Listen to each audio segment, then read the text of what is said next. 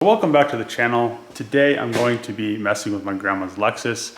A few days ago, the tranny started doing that same thing it was doing before. It started making that power steering whine almost. So I got another filter, some tranny fluid, and hopefully the tranny filter maybe just got plugged again. The fluid doesn't look bad, it doesn't smell burnt, it shifts fine. It just kind of is doing some weird stuff. So I'm gonna pull the pan off, throw a new filter in, fill it full of fluid, and go from there. But it should hopefully fix it. And the last fix lasted, I think, a year, maybe a little bit over a year, but hopefully this does the same. His car almost has at like 190 something now, so it's getting almost close to 200. These trannies are kind of junk, so hopefully, you know, this isn't some waste of time, because she's been driving my truck and you know, it's a diesel truck and she's not used to it. Plus it uses a lot more gas than this Lexus. So I think she'd be happier driving the Lexus, so I'm gonna fix it.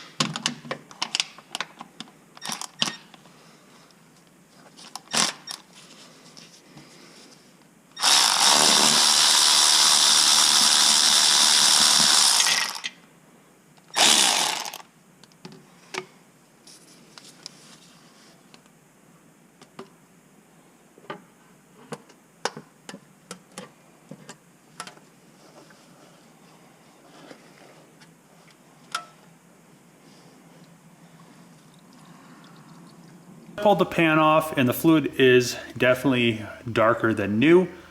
It isn't that bad. My main concern though is I did clean these magnets right here and they do have a lot of metal on them again. The inside of the pan still looks really clean. I did give it a nice cleaning before I stuck it back on, but you can see a lot of residual, you know, copper and, you know, whatever metal are on the bands, so that is kind of a concern. I am not exactly sure if this will work, but I'm still gonna try to try it and see what happens. But the metal on those magnets right there are a big concern. I'm going to clean them back off before I, well, clean the whole pan before I put it back up. Another thing is that the new tranny filter comes with a new seal, so I need to still pull the tranny filter out of under the car. I will have to put this pan back under there. I just pulled it out to dump whatever tranny fluid was left in the tranny pan into this oil pan, and when I pull the tranny filter, a lot more fluid will drain out. So don't think that you have all the fluid out of there and then pull the tranny filter, because it will leak all over the place if you don't have a pan under it.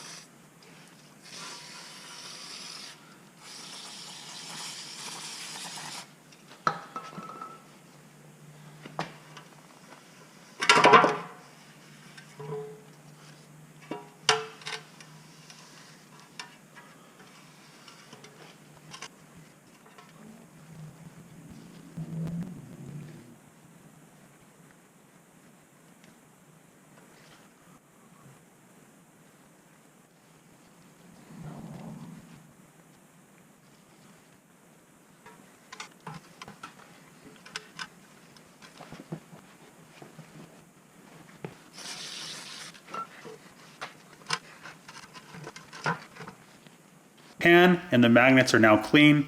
I'm going to put the magnets back where they're supposed to go, put the new tranny filter into the tranny, put the seal on, put the pan back on the car, fill it full of fluid.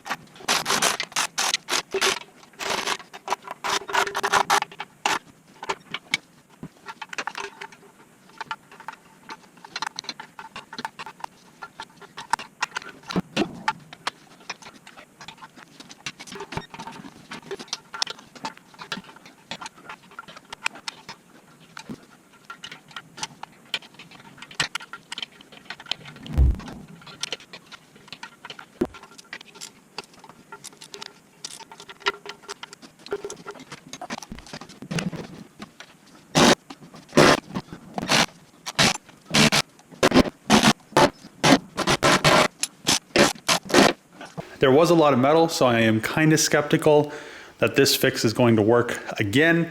I think it's a one-time wonder, but we'll see what happens. Put fluid in the Lexus. It got rid of that noise. I'm gonna go test drive it and see if it's doing the weird stuff it was doing before. All right, so we're gonna see what happens if this worked or not.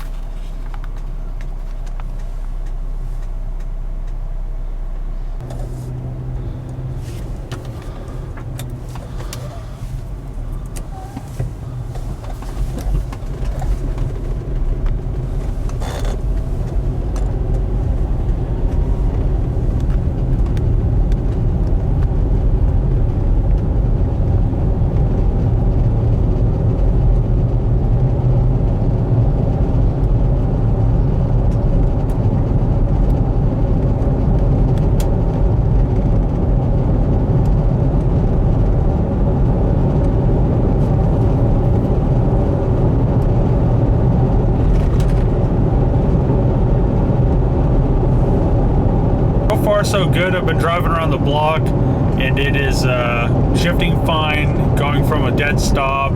Doesn't sound like it's making that whining noise. So that is that. Putting the new filter and tranny fluid in helped it again. Obviously the tranny wasn't slipping. That is the main note to take out of this. If your tranny's slipping, most likely isn't gonna fix it.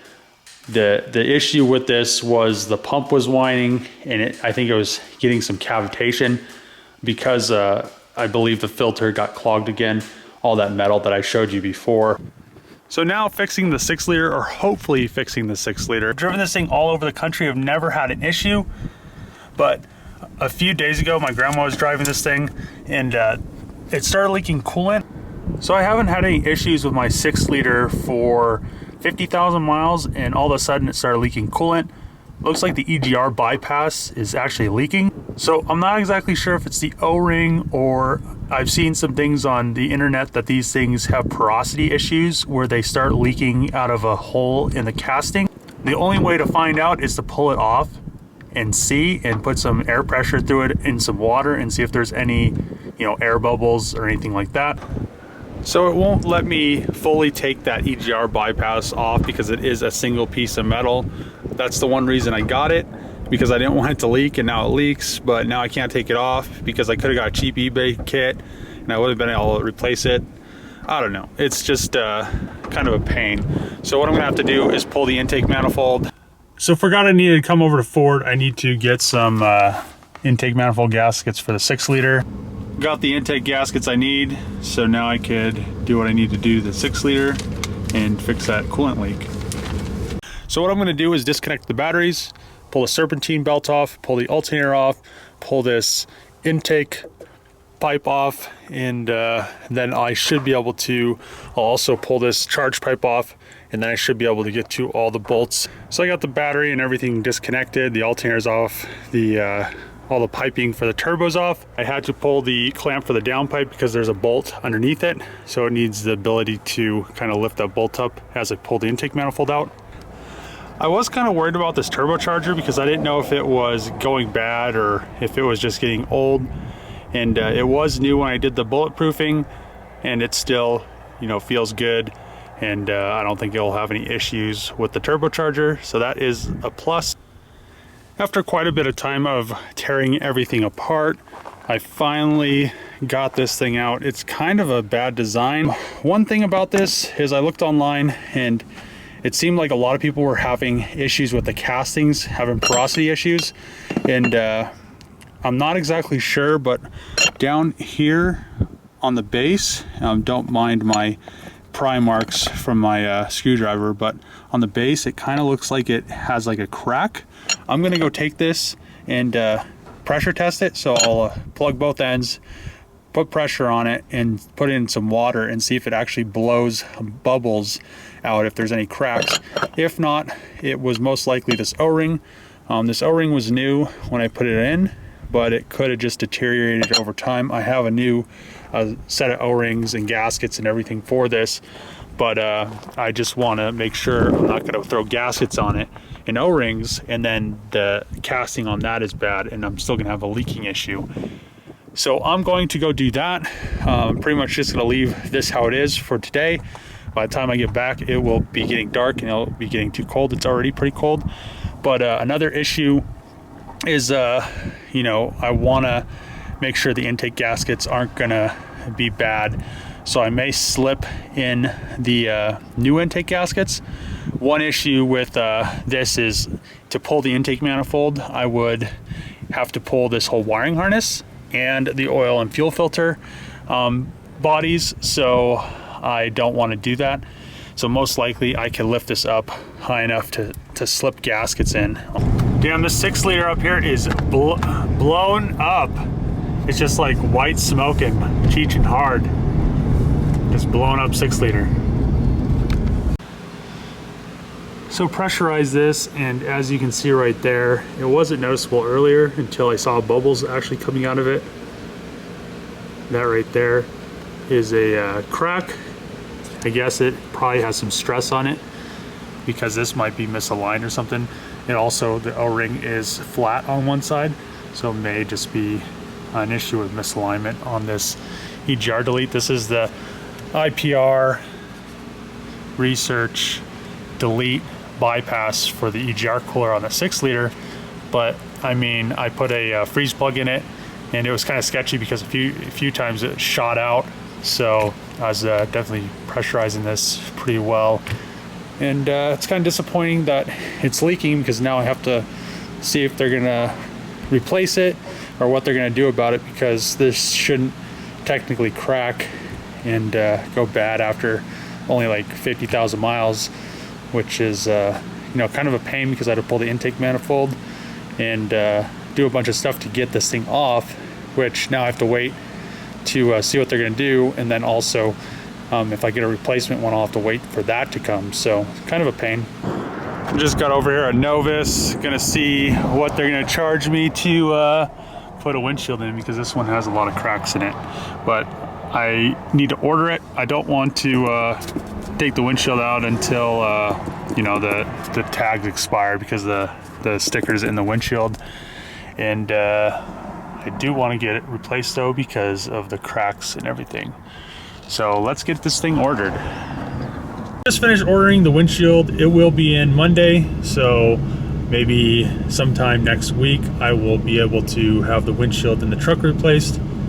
Like I've said a million times before, it seems like hopefully the headlights are here next week, but I'm not counting on it. I'm just gonna just wait for the call, and you know, hopefully they come soon, because I'm really sad about driving the truck around how it looks. Once the headlights are on, it will look really awesome. So that is the end of this video. I am really glad that I was able to fix my grandma's car. I think she was getting tired of driving the 6-liter. It was kind of disappointing though that the 6-liter started leaking coolant out of the EGR bypass. I believe that it's a misalignment issue in that EGR bypass. So what I'm going to do is I'm going to have to wait till Monday to hit the company up and see if they'll do something. You know, the O-ring in it is really messed up, and it also has a crack at the base, so it has some weird issue. It was supposed to be, I bought it because I thought it was a really good EGR delete kit, but now 50,000 miles later, it is giving me issues when I shouldn't have any. And the bad thing is that you have to pull the intake to get it out. So there's a lot to remove to pull the intake off, especially when everything's together. The harness and everything kind of is in the way. So it is just kind of a pain that I had to even mess with it, and it's just because it's a casting issue or something like that. But if you like the videos, make sure to click the subscribe button. Also, I am kind of in limbo with the shop, so Monday I should hear about the shop. So if you're wondering what's going on with that, you know, Monday I should know what I'm going to be doing and be able to make some decisions about that. So give this video a thumbs up. Also comment below, and see you guys in the next episode.